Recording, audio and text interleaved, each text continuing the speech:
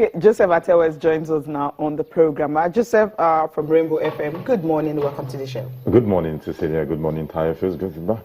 Yeah, you listen to, the sports minister actually talking about this. We actually followed up what happened to the Atlanta team, what's happening on Twitter and on Facebook, everywhere. The media officer tweeting every day, we're supposed to travel today, we can't travel, the plane they brought was small. And you listen to the angle of the sports minister, it seems that wasn't actually true at all. Well, I think what do you make of this? Well, this is medicine after death, but this is what you get when you put the wrong person in the right position. Misplaced priorities, you want to say, in that one. The sports minister talking like a normal politician, no doubt about that, trying to make excuses when it is very clear to us, yes, I mean, they've all messed up, let me put it that way. But I would say you want to blame the administrators, because I think last week we all celebrated Segun Toyola going to the Olympics, is 7th. But you ask yourself, after the first, second, third, fourth, fifth, what happened? After 7 Olympics, if you accumulate the years together, it becomes 28. So you're telling me for 28 years, you cannot produce even a single bronze medal. You won't blame Segun Toyola, because as an athlete, he has done fantastically well. You go around through the qualifiers, you play among Africa's best to get to Olympics. But the administrators, what are they doing about it? I thought after London 2012, we must have learned a lesson, but the same old story. Trust me, maybe the football team that might just defeat Honduras and get us bronze medal, come Tokyo 2020, we will still be saying the same thing. So for me, Solomon Dalong, with all due respect, has no business in that position as far as I'm concerned. Okay, yeah, thank you. Tayo, you listened to him, you were like, when you were listening, you were like, cringing. Let's just go straight to Austin. Austin is champion of the beats to react to what the minister has said, as well as react to what's going on in Nigeria, in Brazil, with Team Nigeria. Austin, good morning. Welcome to the show. Good morning, Tayo. Good morning, Cecilia. Good to join you guys on the show this morning. I don't know, Tayo, why are you scared to react to what the minister said? I love the way he threw it up to you.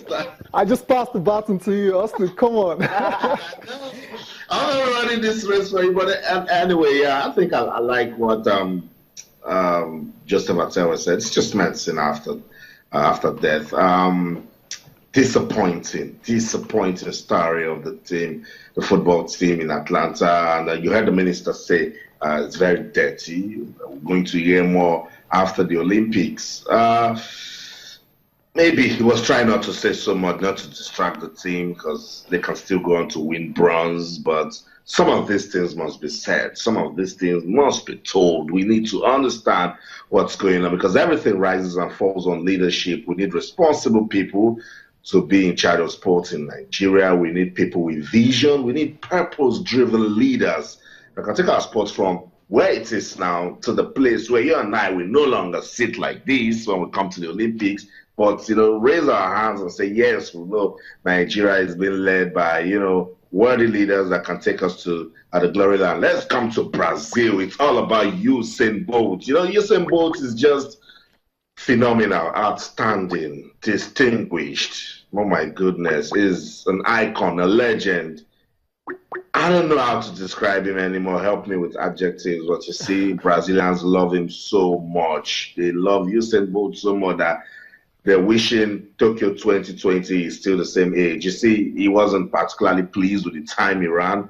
After the race, he said he wanted to run faster, and it wasn't just coming. He did 20.79 seconds, and he did 19.79 seconds, and he didn't like it. But Usain Bolt, we know him, and everything he has brought to athletics.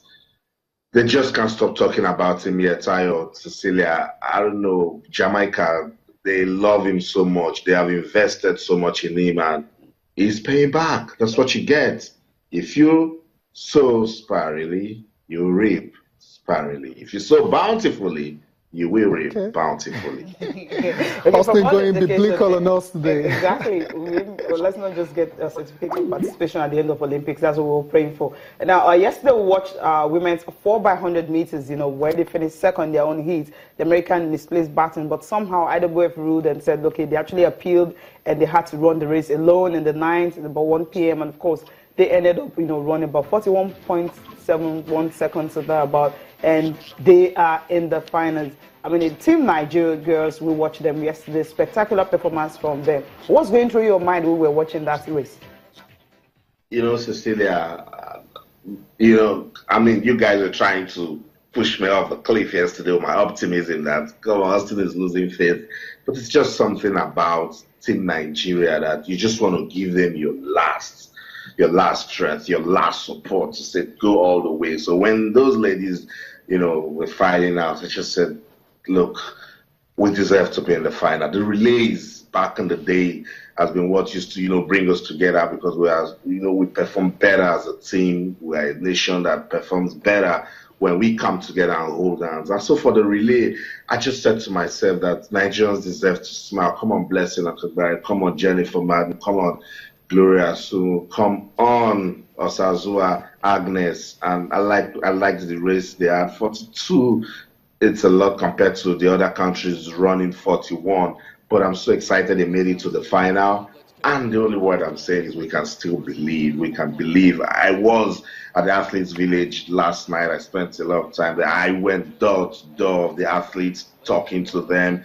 Blessing Akagbaria and the rest, they were so tired after that race, they needed to rest. But I spoke to Sazua and she says, keep your fingers crossed, keep it crossed. And I said, I won't just keep it crossed, I'll back it up with prayers, because that's all I can do, So, yes, Cecilia, let's believe that women's team, they might just, do something for us today. Let's just keep believing. It's sweet to know that they're in the finals.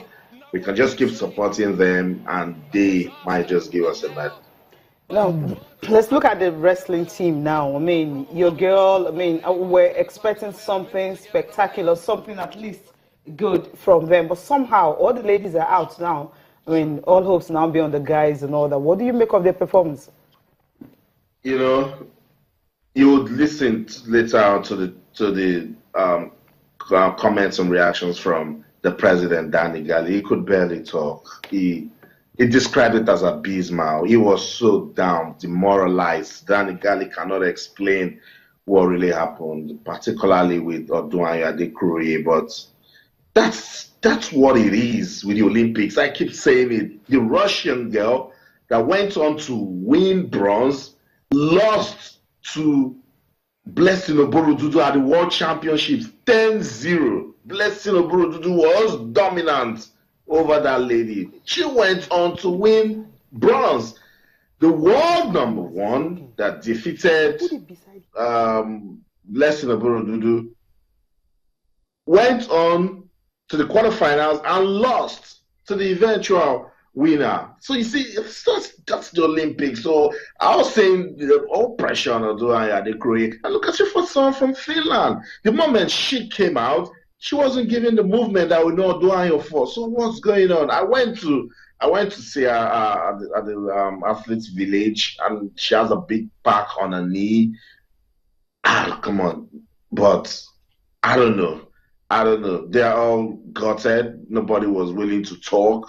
I saw Aminata Dini. I saw Oduanya Adekroye. I was talking to Blessing Oborodudu, who is the team captain. Hannah Ruben was also there. They are all sad because they know that their president, has so much faith in them. Come on, if you tell Danny Gali that the female wrestlers will not win at least a bronze medal, he will say that's not true. He told me he was ready to put down everything he had, that they will come back with one medal, the female wrestlers, and it just went the way it did. Again, it tells a story of what you sow is what you reap. Yeah, Austin, I imagine they're all very disappointed because of what has happened. But on day 13, apart from the wrestlers, we also saw Doreen Amata in the high jump. She didn't get to the final. We also saw Stephen Mosier in the shot puts. He didn't get to the final as well. Tyler, what else can we say? Particularly for Stephen Mosier, very promising, guy, good prospect. He's so disappointed. He couldn't even talk to me yesterday. Particularly at some point he was disqualified, and then the other attempt he did couldn't take him anywhere but 25th overall.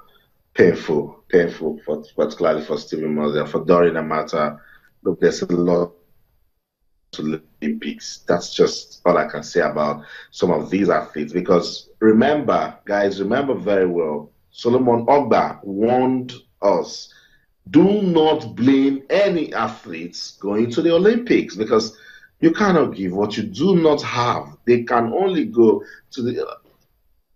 Come on, see how people prepare for the Olympics. I spoke to a guy from Bahrain. Says he's been getting ready since 2001.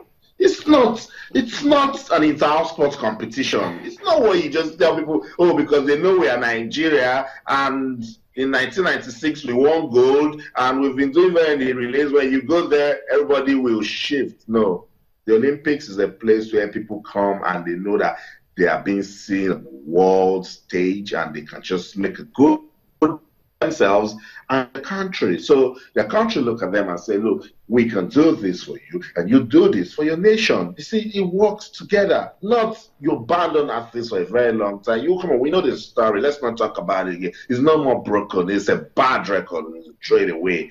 So it's for us to learn. Look at this Olympics and say everything that we didn't prepare for didn't go well. So we need to start from scratch, rebuild our sports, and then see ways we can make it win again. Okay, Austin, today just the one event for Team Nigeria. That's the 4x100 meters women. I don't know what are your expectations from this particular race, considering that the United States of America, they've somehow found their way, back into the competition.